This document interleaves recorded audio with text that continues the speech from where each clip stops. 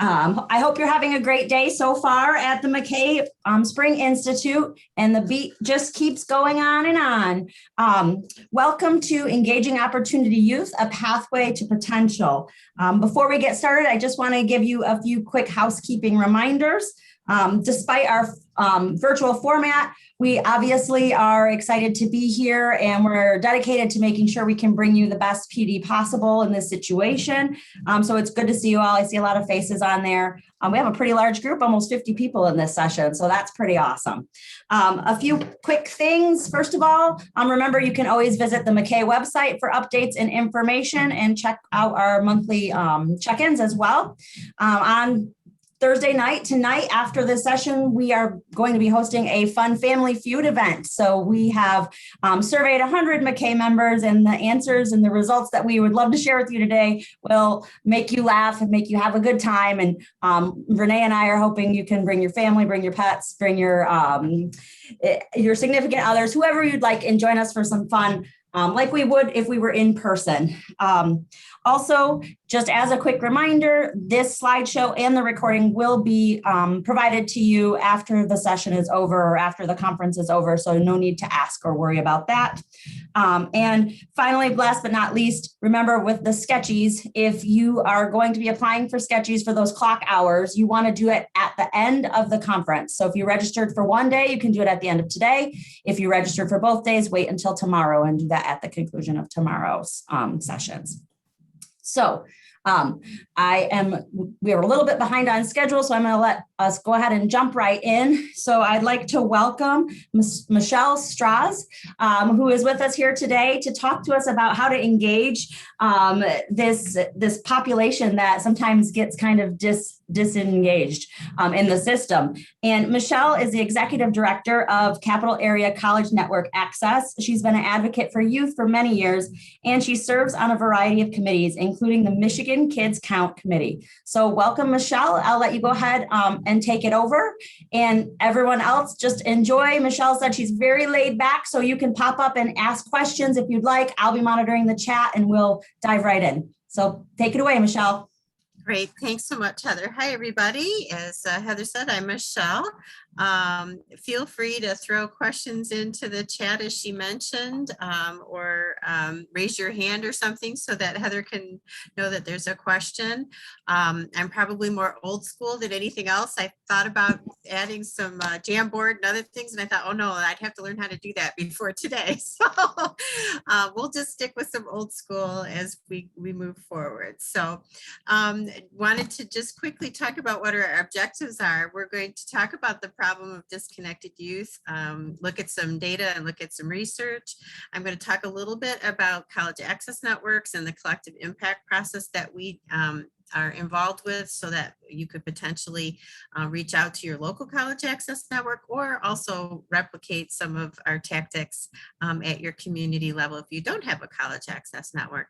And then of course I want to share with you some of the lessons that we've learned, and then talk with you a little bit about how you might apply some of this in your own community. So hopefully we'll accomplish all of that in the hour that we have together. All right, so I think we need to start with the definition. You probably know this definition better than anyone because of the nature of the populations that you work with. But for those who aren't familiar with the term opportunity youth, we are talking about youth who are typically have untapped potential in both their social, educational, and economic opportunity.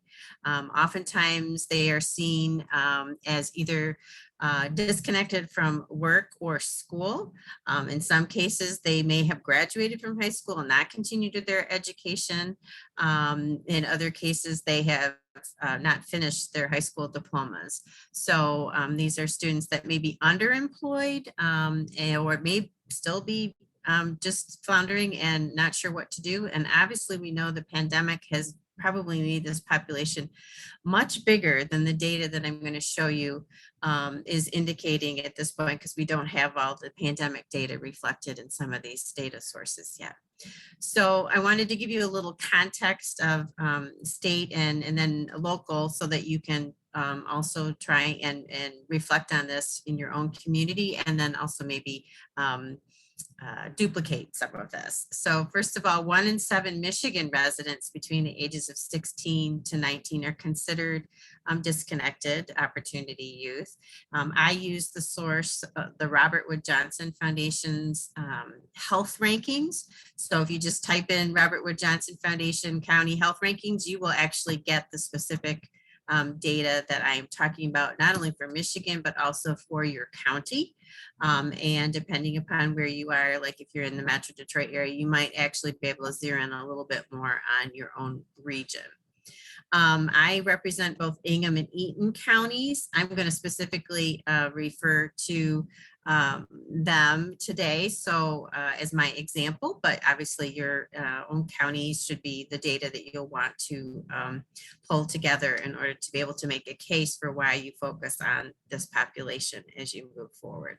So in my community of Ingham County, the rate of disconnection before the pandemic was 4% of young adults 16 to 19. The rate of disconnection for Eaton County, my other county, it was 8%. This is actually a drop previously from 7% in Ingham and about 9% in Eaton. That was good news before the pandemic. So we need to stay focused and know that this rate is going to be fluctuating quite a bit in the next few years. I wanted to share with you another data source that we use a lot in the College Access Network. This is the Lumina Foundation Stronger Nation report. They update this every year. They track the degree attainment, which is certificates plus. So it could be certificates, associate's degrees, obviously bachelor's degrees. So we are capturing some of the additional credentials that students might get beyond a degree. And this is for adults age 25 to 64. I have the Michigan percentage of college attainment or degree attainment at 51.9%. This has continued to increase fairly steadily over the last few years. Excuse me, the US is 51%. Michigan is at 49%, so we're not quite reaching the national level. My total region, which includes Clinton, Eaton, and Ingham County, is at 46%, and then you can see the breakdown by individual counties.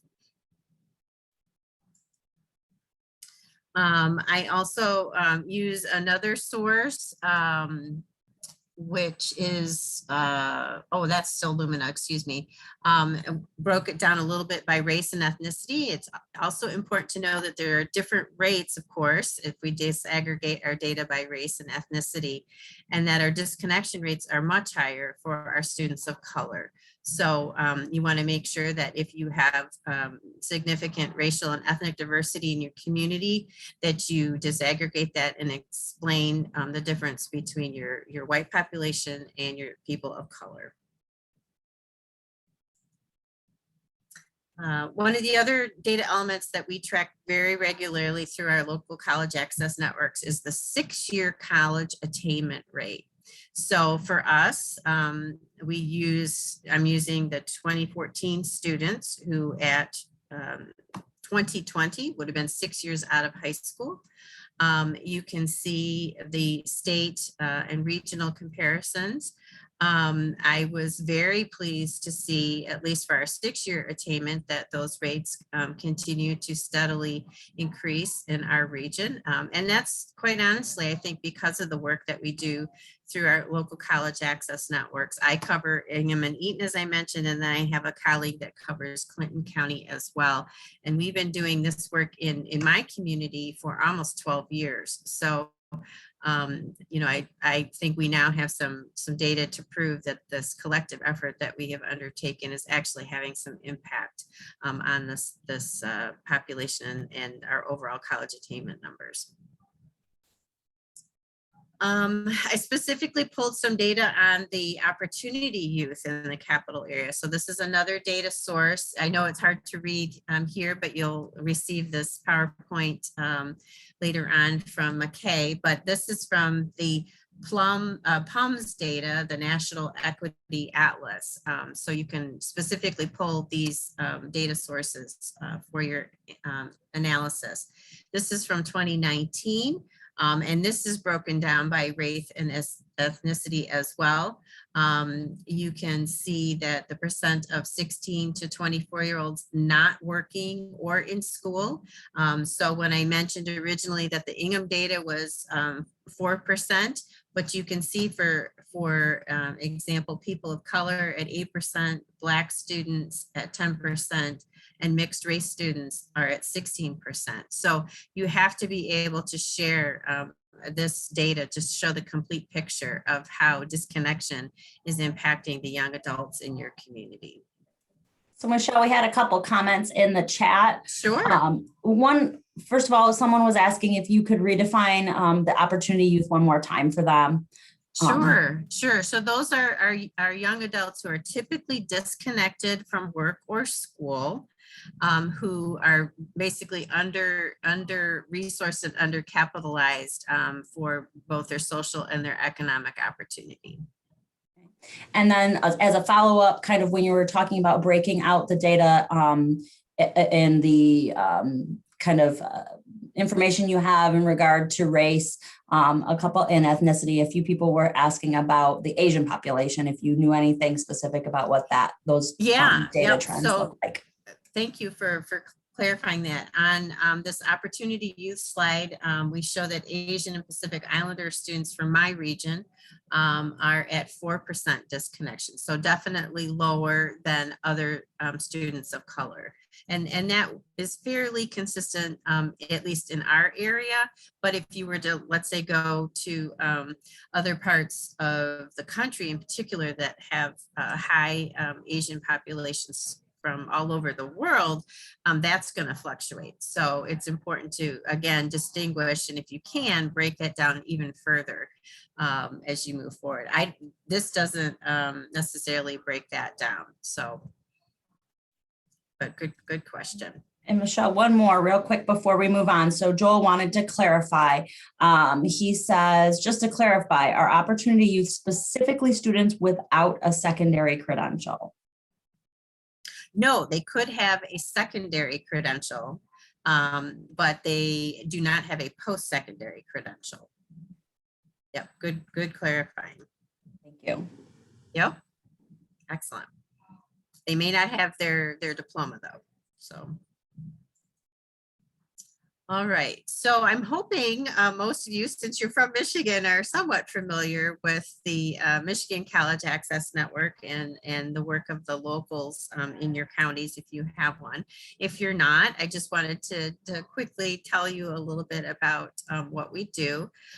This is the Capital Area College Access Network, but it's fairly consistent with my peers around the state. We are all community collaboratives. We use a collective impact framework, which means we use data to drive our decisions. We talk about this across multi-sector partnerships or boards or leadership teams, depending upon what term we use. And we work together to develop priorities and then establish action plans to address a problem that we're trying to solve for in our particular community. Most broadly, we are all dedicated to promoting post-secondary attainment. That includes degrees and credentials, and most of us are focused on underrepresented youth, and that includes obviously first-generation students, students of color, low-income students, and in my community, we have spent particular attention on students who have IEPs and 504s with disabilities. So we want to make sure that we clarify which populations that we are focusing our work on as we develop actions to meet their needs to increase their post-secondary attainment. And we're all part of the Michigan College Access Network and receive funding from them and a variety of collaborative sources to support the work that we do. Some college access networks are just engaged on the community collaborative part. But many of us do some direct service or programmatic support as well. And I'm one of those that does both. So that's another clarifier, I guess, and if you want to understand the college access network. So we have a board of directors. Some people, as I mentioned, might have a leadership team that determines our priorities. When we reviewed all that data that I just showed you about 6 years ago, when I started actually in 2014, we saw already that we had a problem related to the 6-year completion of students after high school. So we had some conversations, pulled together an action team, which we call our Pathway to Potential initiative, reviewed that data, talked about the policies that were in place either at the community level or certainly at the state and the national level that were impacting the ability of our young adults, so this would be 16 to 25-year-olds, to be able to complete that post-secondary degree or credential. We actually did a lot of process map work in which we said, okay, if I'm a young person and I don't have my GED, or I graduated from high school and I haven't continued, let's say over to Lansing Community College, what happens next, right? Is there some place for me to get the help that I need to get re-engaged in our community?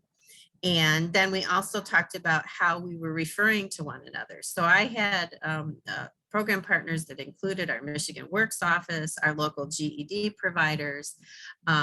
We had our DHHS office. We had one of our scholarship partners and so forth. And there are over 22 of us that have continued to work together over the past now 6 years to be able to develop referral mechanisms with one another, to develop direct service supports, and to make sure that we are all wrapping around our young people consistently, creating that warm handoff that we really feel is necessary to support these disconnected or opportunity youth, to support as they basically come back in and re-engage with systems.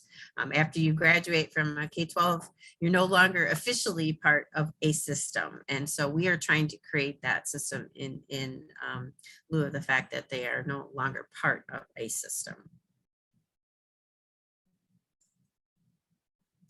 So we, as I mentioned, named this project the Pathway to Potential Initiative. This is not to be confused with the Pathway to Potential programs that sometimes are housed at DHHS offices, in which they would place a caseworker in a local school district to help provide wraparound services for students.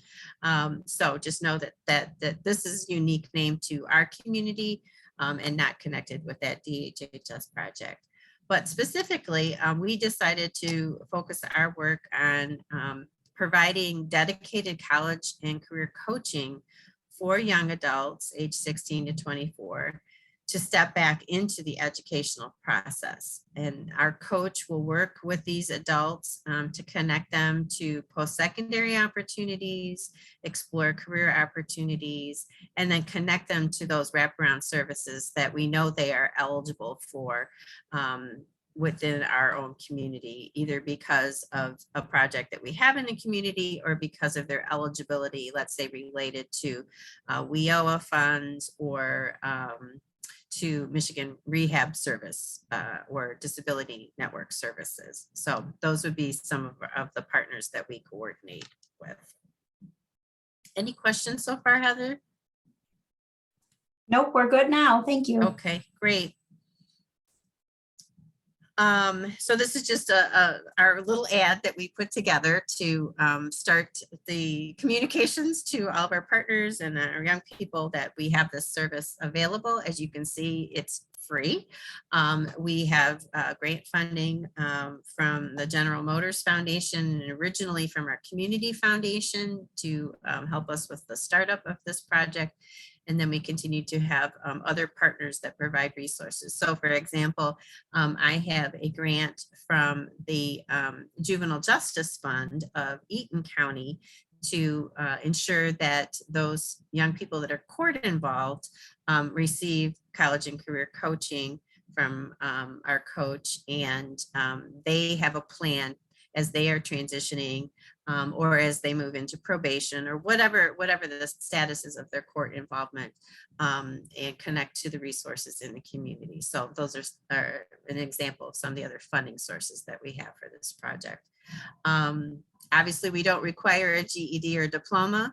And if someone comes into us or is referred to us and they need that, then we will ensure that they are referred over to our GED providers in our community. We've tried to have a pretty heavy presence on social media about our program. I have contracted with some marketing partners who do a lot of YouTube and podcasting to promote this, because we know that's where our young people are getting a lot of their information. And right now I'm in the process of working with a social influencer to design some TikTok videos that we will be rolling out later on, hopefully this summer, to try and reach more of this population as we go forward. So we do have a question in the chat, Sure. Michele, and it kind of goes right along. You had just mentioned with that program that there's no GED or high school diploma required, but Correct. Mike is wondering what percentage of the opportunity youth would you say do have a high school diploma? Oh, that's a good thing. I can't tell you off the top of my head where we are right now, but I know when we originally started pulling together our partners, we had a lot of referrals from our charter school partners who were doing online before, COVID, that they didn't have counseling and support services for those students. So we had a higher population that were in the middle of completing their high school diplomas, whether they were in a GED program or a charter program. But as time has gone on, I would say the majority of our young people have graduated from high school, but we occasionally will have students that have not. Take a drink here for a second. Yeah, thank you. We have one other question, kind of off of that question and off of discussing your program that you were just talking about. So you mentioned that you've been trying to do like YouTube and TikTok and try to get more engaged with that youth population. You advertise in various places online, but what other ways have you advertised? So one of the biggest mechanisms for us are those referral partnerships. So we, have memorandums of understanding actually with a number of our partners, and they have a specific referral form that they complete and can request our college and career coach to at least do initial intake with a student. We also get a lot of word of mouth. I am also heavily involved, let's say you could, in the community with different parent networks. And we do a lot of Facebook things where parents are, right? Adults are. And so I've had moms and dads, I've had grandmas, and I've had aunts and uncles make referrals of students to us. So don't hesitate to understand that grassroots component and that word of mouth component as you are going forward.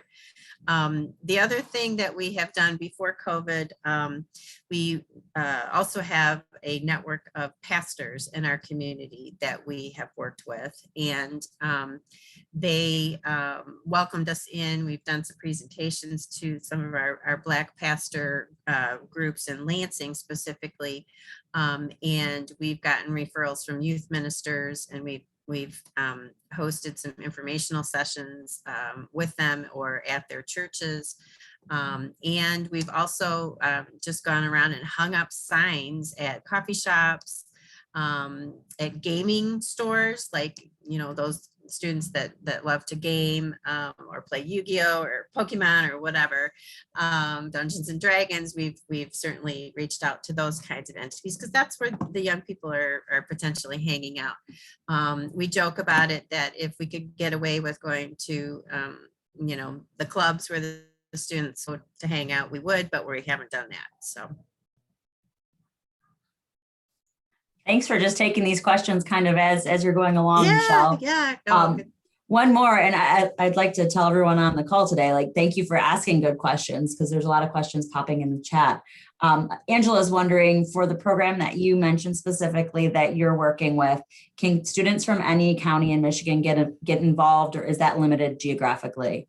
Right now, this is limited geographically to our 2-county region, but I wanted to share this as a model that other people can feel free to replicate. You need to design things that are going to be appropriate for your community and appropriate for the population that you're working with. But you're welcome to beg, borrow, and steal anything that I share with you. We appreciate that. Thank you. Sure.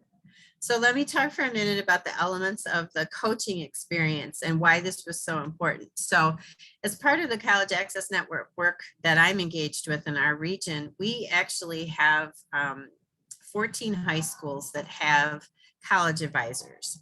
So those college advisors are primarily AmeriCorps members who are trained through the National College Advising Corps to do the same kind of near-peer, one-on-one college or post-secondary planning and coaching of students in traditional high school settings, okay?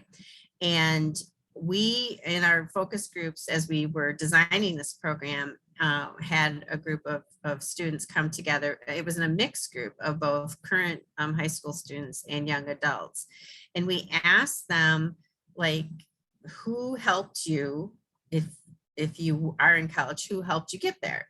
And then we asked them, do you know who your college advisor is from your homeschool? And all of the students said, yep, I know who that person is. I loved that person, or I love that person. And I really appreciate what they do for me. So we knew we have recognition already in our community about the role of a college advisor. And if we were going to design something that was going to work in our community for the disconnected population, it was safe for us to talk about college advising or a college and career coach, and the students would basically get what we were talking about. So we took advantage of that brand awareness, so to speak, and cultivated the coaching roles similar to what we would normally provide to them if they were in our traditional public high schools. So our college and career coach will sit one-on-one. He does an intake with the student and just asks, what are you interested in? What have you already explored? What are you interested in exploring? And together with the student, they would put together a plan. And then the coach would help support and nudge that young person to follow through on their plan. We also have provided, particularly before COVID, we would do monthly workshops or trainings for the young people in our cohort. And we would invite, our partners to send other young people as a mechanism to potentially refer them to get services. And that ranged from, how to write a resume to how to use the Khan Academy, to do test taking or homework help if they were trying to, pass their GED classes and so forth. We also have done career development. One of the benefits of being part of the College Access Network is that our coach previously was the point person for our county on using career cruising, which is now called Zello. And we could actually continue, the students could log into their career cruising account and actually look at what their career development plan or their educational development plan had said the last time they updated it. And what was interesting in working with the students is that almost every one of them, because they were typically a few years removed from having done that career development plan, things had changed a little bit. Either their goals had changed a little bit or their interests had changed a little bit. And some of that came because they had had good and or bad experiences in a job or good and or bad experiences in school. And so every single one of them developed an updated education and career development plan. We also do a lot related to defining terms, right? We all use all kinds of terms and acronyms, right, that people are not familiar with. And if you're a first generation college student, you're not familiar with terms like FAFSA or like articulated credit or transferring, whatever. So we spend a lot of time helping define those terms, both one-on-one with students, but also in the workshops and then the newsletter that we send out to all of our participants in the program. So that's another important part of the work that we do. As I already sort of alluded to, we provide them with resource referrals. So if a student tells Jeff, our coach, I have children, and in order for me to continue my education, I need to access childcare, then Jeff will refer them over to our partners at the Great Start Collaborative to try and find out what childcare assistance they might be eligible for, and of course find licensed quality care in our community. So that's really important.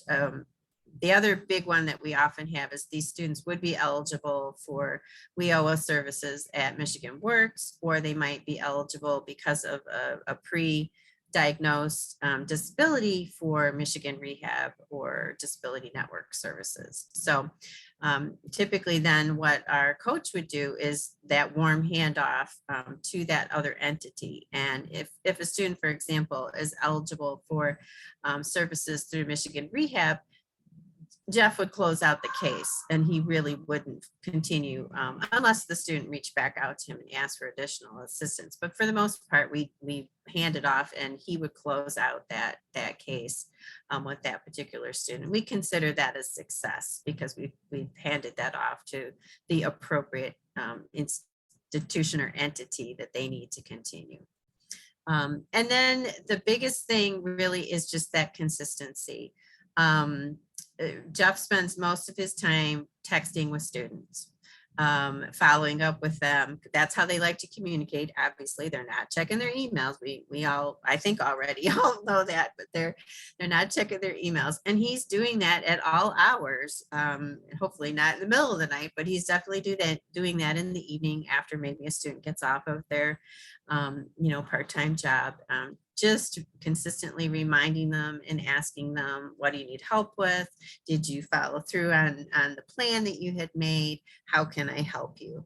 And as much as we'd all like to hope that parents are engaging still with their young adults, many of these young people don't have that support. They didn't have that support. And if they're living on their own now, of course, they need to find other ways to replace some of that support.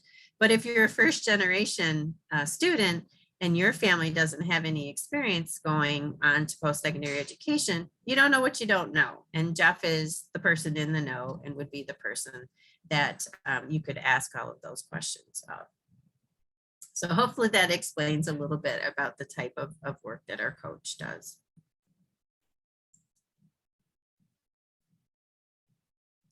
I did mention that we conducted some surveys and focus groups of students before we even created this program to get feedback from them on the design, but we also conducted a series of them 2 years into the project. That was part of our evaluation plan for the grants that we had received.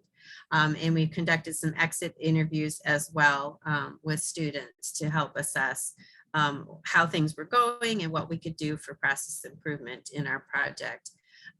Universally, the students told us they had a desire to continue their education. They either didn't know how to do it or they didn't have the support in order to be able to do it.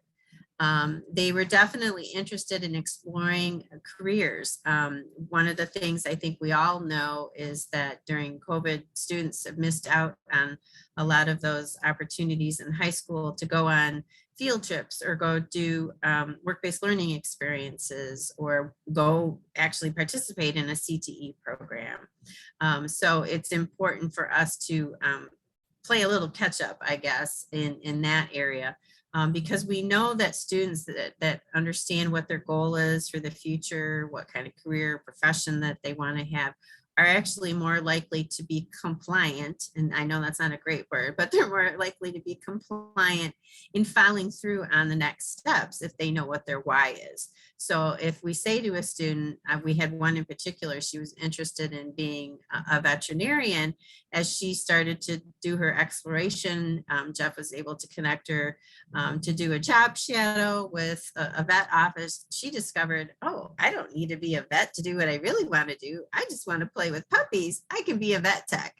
And then she got more closely aligned with the right match and fit with the things that she was most interested in. Obviously, there's a universal lack of understanding about financial aid and how to get money for college, right?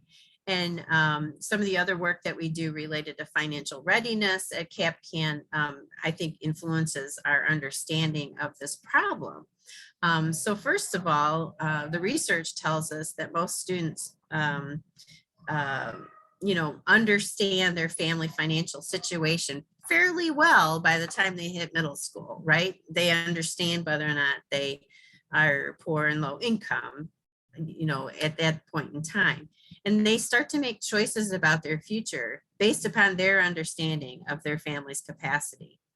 And so if you think your family can never afford to go to college when you are in 7th grade, you start to make different choices about your future. You maybe say, well, I don't really need to take that pre-algebra class, right? Or I don't really, I thought I was going to be a doctor when I was 5, but I don't want to be a doctor anymore because my family can't afford it. And so now I'm going to go and do something else. Okay. So these mindsets and motivations are set really in that middle school level. So we have to do a better job as communities of talking about financial understanding, financial readiness, and so forth early on. One of the things that we also do in our community is something called the Children's Savings Account. And so we're actually starting at kindergarten, and we are having financial educators from our local credit union go into the classroom every month and talking about financial readiness, and that you now have a savings account that will help you save money so you can go to college, right? It's all about messaging and mindset and motivation.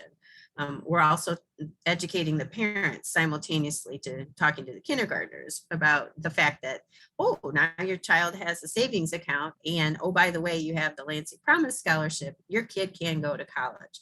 So we're really trying to tackle this problem, early on and comprehensively and holistically in our community. And this should be no different with this disconnected population as we're working with them. But, their mindsets may already be set, and we need to help them understand that if you are low income, if you received free and reduced lunch when you were in high school, or if you were on Medicaid when you were in high school, you actually are eligible for a lot more financial assistance to attend college. In fact, you probably will get free college, whether it's through the Pell Grant or through the Michigan Tuition Incentive Program, which you can use up to 10 years after you graduate from high school. But there is money there for you to be able to, go and continue your education beyond high school. So that's a long story to explain that particular one, but that's something that's very important and very integrated with the work that we do. Let's see, I think I covered most everything here that in some of the other questions, but I'll stop for a second, Heather, and see if you have any more questions. There was one question, and I think you might have touched on it, but did you mention how you funded the PPI initiative? Were there grants, or how did you pay for your coach? Yep, good follow-up question. So I did mention that we initially received a planning grant from our community foundation to start this program. That helped us with a lot of the initial program design, the focus groups, et cetera. And then we have received a matching grant from the General Motors Foundation, and we've actually continued to receive funding from GM since we initially started this program. And are into our 5th year of funding from them. And then I also mentioned that we have some contracts with our counties. And the specific one that I referenced was a juvenile justice fund that is helping, because it's prevention oriented, it's helping to reduce recidivism and obviously meet some of the goals that the juvenile justice system has regarding post-secondary planning as well. Good question. Anything else? Great. So you probably want to know what's happened, of course, with some of our students. So this was from pre-COVID. So I'll just preface that, but we had done intake assessments with 45 young adults. We, broke down all that information demographically, so we know their, race and ethnicity, we know male and female, and we know the age. We have a high population of refugees in our community, so we were actually able to track the number of students who are refugees, because one of our partners around the table is our Refugee Development Center. So that was important for us to understand about the unique needs of that population. Jeff typically has a caseload even now of about 15 students regularly. At the time before COVID, he had an active caseload of 19. He was meeting them at wherever it was convenient for the student, at coffee shops. We have a partnership with our library, at churches, as I mentioned, and in some cases, if he was working with students that are part of a charter school at their school buildings. On a couple of occasions, he met with students in the home, but we made sure that if he was doing that, that there was, a family member also around, so that it was safe for both the student and certainly for him as our coach. He has contact hours, so we keep track of the individual contacts, but the number of hours, and those hours can also include the texting, as I mentioned. So, he averages about 1.7 hours with each participant, but he averages 8 contacts. So that include a text contact. We have hosted more than 7 workshops and sessions, but at the time in 2019, there were 7 sessions that we facilitated. We have developed a resource toolkit. So if you go to our website, capcan.org, and you click on our retention or pathway to potential initiative, you can access all of our resources, our referral toolkit, et cetera. And that'll be part of what I send along as the follow-up to this session today. And then he had 27 participants that he referred to other sources. So as I suggested, Michigan Works, Michigan Rehab, and CMH. We had a number of students that were actually needing mental health services. And I know that with COVID, we have more and more instances where those young people are at risk of mental health conditions. They're certainly suffering from anxiety, but we want to make sure that we try and support a student if they are demonstrating any harming behaviors. So. Then the participants themselves had some good successes. 8 of the initial cohort that I'm featuring here today completed their career exploration module on career cruising and determined that they were changing their career direction from what they had originally thought they were going to do in high school. One of our participants obtained a full-time job. She actually was, for a couple of years before COVID, was working as a secretary in one of our local school districts. So she was a great referral source too. 11 of the adults we worked with had achieved full employment. One of our participants, I like this story, similar to the veterinary story, did a job shadow with an archaeologist because of her interest. Obviously, I live and work in near East Lansing and Michigan State University, so we have access to some unique career opportunities through that relationship. And 13 of those participants in this cohort enrolled in post-secondary degree and credential programs. So just to give you an idea of some of the outcomes of our project. We had some other more intrinsic lessons learned that I wanted to share with you to wrap up here. Each one of the students shared some of the personal barriers that they were facing in their intake and assessment process that was impacting them.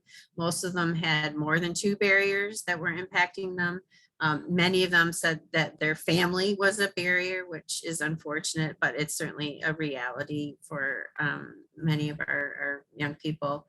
They also shared that things like transportation, I mentioned parenting, that they'd had children and that sort of delayed them from continuing their education.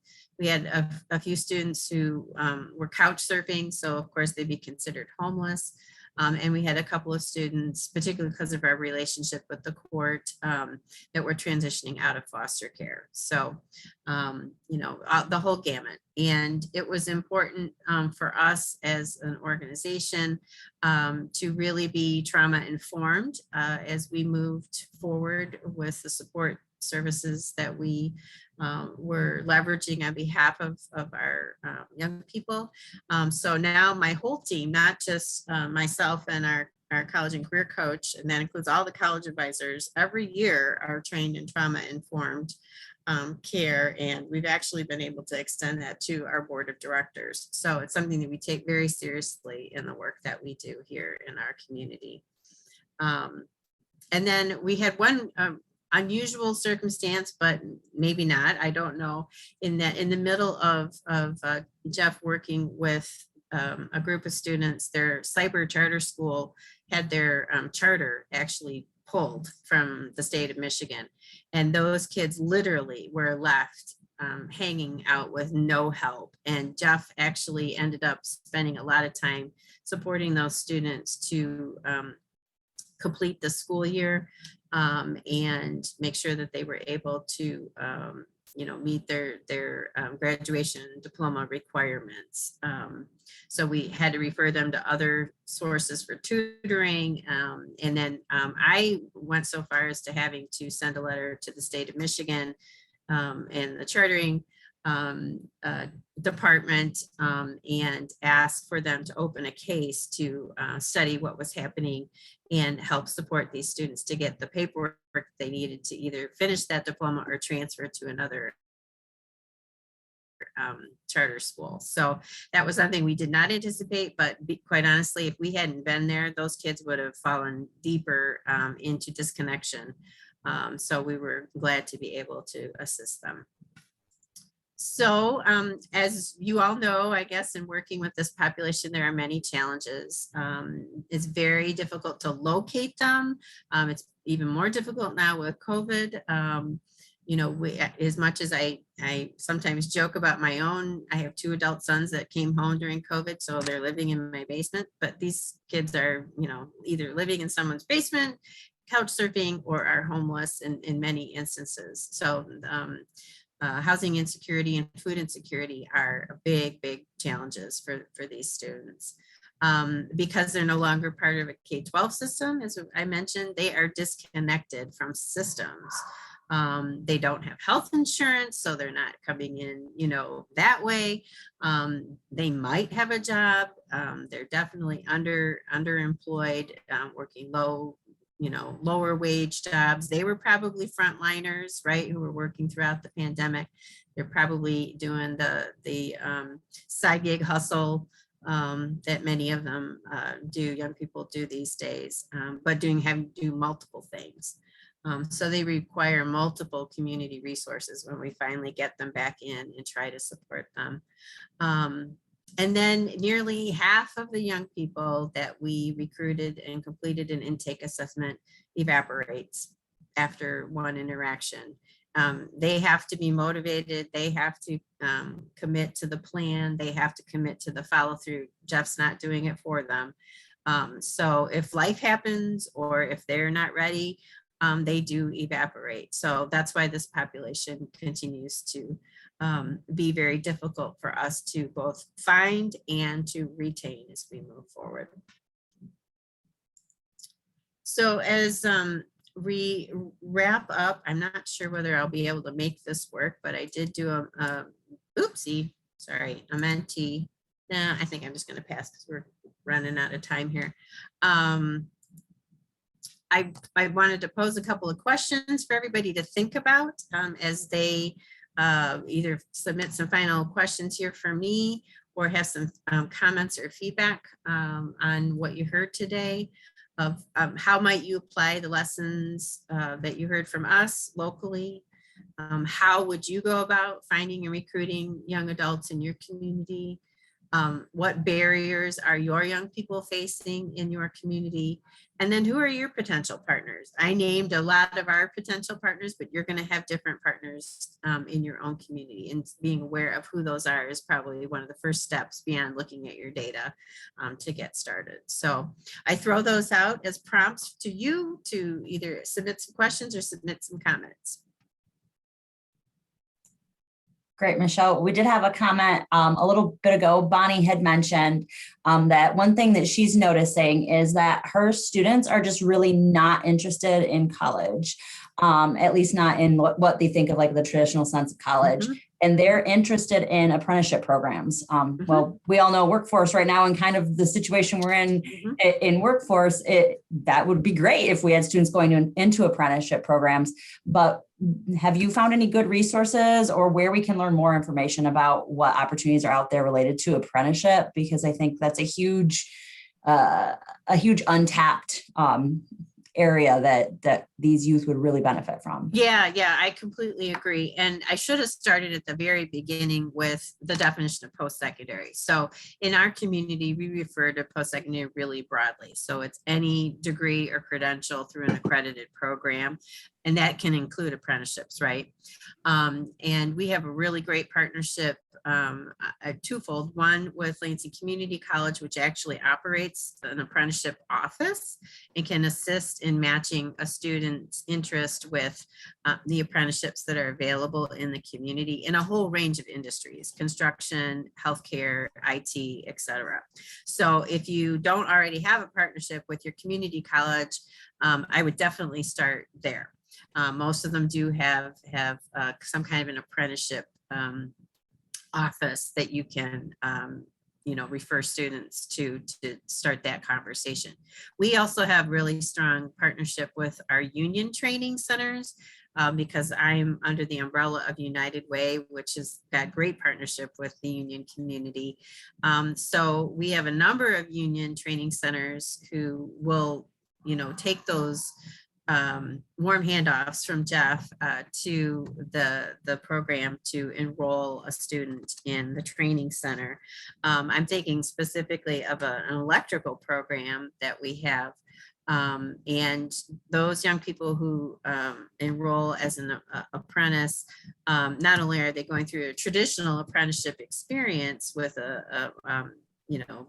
training in a union training center, but they also go and take classes at Washtenaw Community College. So by the time they finish their apprenticeship program and get their journeyman's card, they actually have the credential from the union, but they also have up to 17 credits from the community college. So that's another great opportunity to work with your union training centers.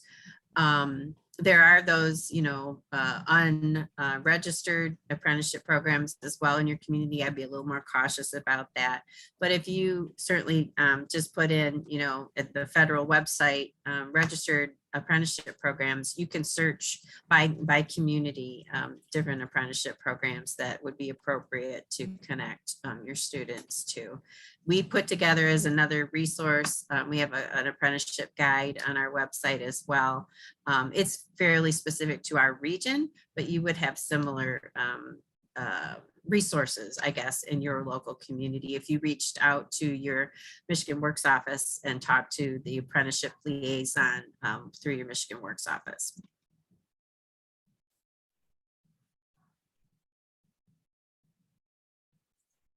Great. You have another couple more questions kind of trickling in here. So do you incorporate incentives into your PPI program for students? And if so, which incentives have been successful? Yeah, that's a good question. I'm sorry, I forgot to mention that earlier. We incentivize participation in our focus groups and our surveys. So if you came to a focus group, you got $50. If you responded to a survey, you got a $10 Amazon electronic gift card. So that's one thing. Obviously, we feed everybody we come in contact with because we know food insecurity is a huge problem.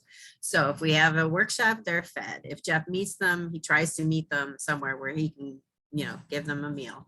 And then we also have linked up with a local nonprofit that has refurbished computers. So if a student doesn't have access to a computer and doesn't have access to the internet, we refer them over there and they can get a free computer, but then they can also be connected to some of the discounted internet programs that are offered through the sort of federal partnership with the various internet providers as well. So we try to mix it up a little bit, but we also try to recognize their needs. And then of course, every single one of them that has post-secondary as their plan, they will complete a FAFSA with us and they will verify whether or not they're TIP eligible. So they all know when they're done with us, what kind of money that they're getting access to in terms of scholarships as well as federal financial aid.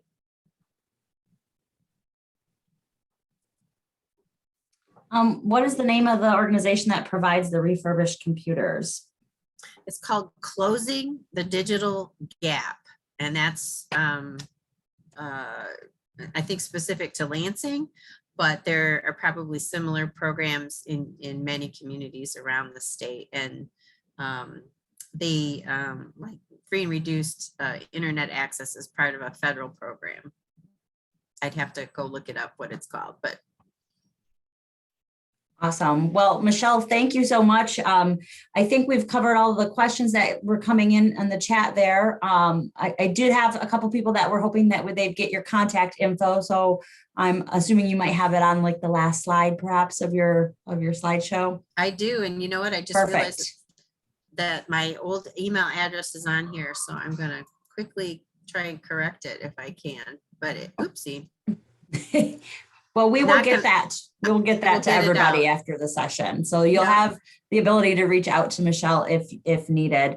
And I hate to cut us short, but we do have another session coming up in 15 minutes. So thank you, Michele, so much for such valuable information. And like you said, we appreciate you sharing what you've done with us so that we can try to emulate that in our areas and use what would work for us. But definitely that Opportunity Youth is a group of individuals that we need to tap into their potential and we need to figure out how to help them. So we appreciate you very, very much. Look, and she put her email address for you there in the chat too. So you don't have to wait if you don't want to. So thank you all for joining us today. And I hope your last session goes really well. Thanks, Michele, again, and we'll see you soon. Thank you. Bye now. Bye-bye. Good job, Michele. Thanks, Heather. You were like right on my screen. I could see you shaking your head at me. So thanks. Oh, I loved hearing all of it. So if anyone's Oh. still on listening, I am in Michelle's region, and everything she said was true. She's wonderful. So Thank you all.